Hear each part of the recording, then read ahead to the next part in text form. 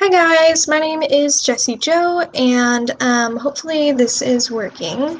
But I am going to be presenting about a couple footnotes from Chapter 2 about fuel cuts that were expected at the time. So first off, I just wanted to mention that there are several parallels that I read just within the first two chapters to today's pandemic that I thought were just kind of crazy. And the first one that I'm going to talk about is college break extensions. There's a couple colleges that extended their winter breaks, and I'll get into that. And then there was also toilet paper shortages, which I just found kind of insane. I couldn't believe reading that there was a toilet paper shortage in 1973 as well. And then just also the amount of rumors and disbelief that there was actually a crisis. And then on top of that, a presidential impeachment. So the first footnote that I'm going to talk about is an article that Jacobs tags towards the beginning of chapter 2. And it's footnote 30 in the book, and the article title is Nixon to Reveal Stiff Fuel Curbs in Talk Tonight. It was published in the New York Times in 1973, and these are a couple photos of the original article that were published, which I thought were super cool.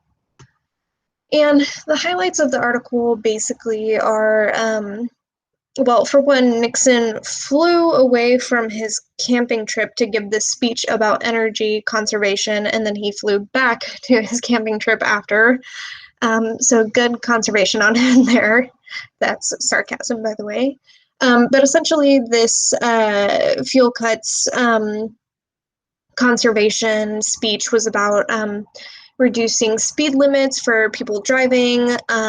They were encouraging people to wear sweaters and things like that to reduce heat in their homes. And an interesting thing I picked up on was that certain states were disproportionately affected by this energy crisis, specifically states that get a lot colder during the winters. So a lot of East Coast states were really struggling with this energy crisis and not being able to heat their homes and heat shelters and heat colleges during the winter. And that's actually why a couple colleges in the article, Simmons College and Bowdoin College, actually extended their winter breaks by a week. And they also encouraged students to bring back blankets and sweaters and extra clothing to help keep them warm during the winter. I thought this was super interesting because, as we all experienced, an extra long spring break in order to try and curb the pandemic and deal with that crisis. So I just found it really interesting that that parallel was so similar. Different reasons causing the college break extension, but the mindset was the same, and that reducing people's time at school would help curb the crisis. And the second article I wanted to talk about, since that first footnote is kind of short, is a footnote towards the end of the chapter. It's footnote number 86, in case you guys wanted to look it up. And this was about the toilet paper shortage. And the article was also posted in the New York Times. It's called The Shortage of Bathroom Tissue, a Classic Study in Rumor.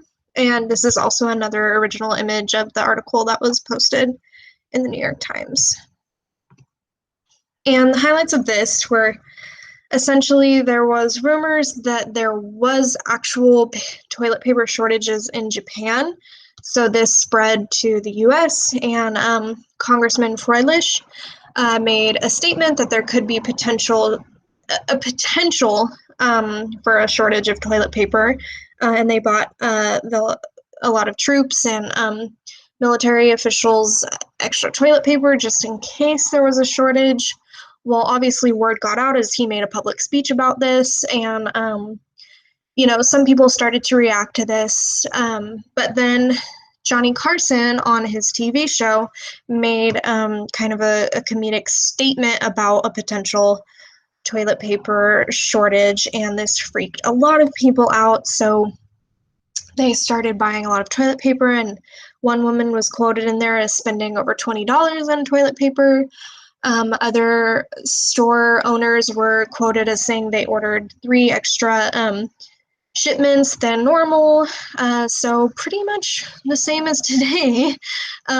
People were freaking out and buying way too much toilet paper for essentially no reason, which I just thought was insane. I thought this was the only time ever in history that people would freak out and buy a mass amount of toilet paper, but I was wrong. This has happened before. And the other interesting about the thing about the article was that Scott Paper Company in Philadelphia, seems so much like The Office, but anyway, I digress. They were actually still producing at normal quantities. There was no shortage there. Um, a consumer-driven shortage kind of occurred because people were panicking and buying extra amounts, and that caused stores to be ordering extra amounts. So it did, in fact, cause a type of shortage, but it wasn't due to production. And actually, this paper company was producing fairly normal amounts throughout the entire toilet paper shortage. So just a really interesting footnote there to pursue. Here's the links to the articles if you guys want to look them up. I think this will be a really interesting and fun topic to pursue for a Then and Now project. And thank you guys for listening.